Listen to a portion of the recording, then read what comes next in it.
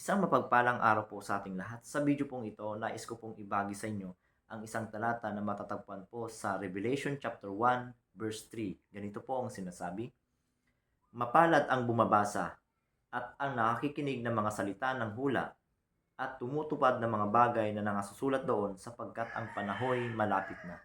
Dito po sa talatang ito mga kapatid, binibigyan tayo ng pansin ng ating Panginoon na tayo po ay magbasa. Lalo higit, ganoon din po na makinig ng salita ng Panginoon.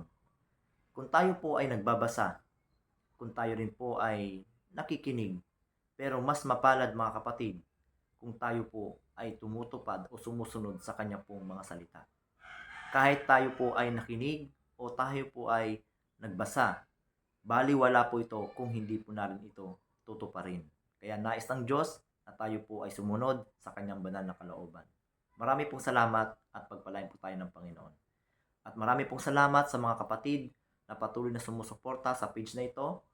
Mabuhay po kayo at pagpalain po kayo ng ating pong Panginoon.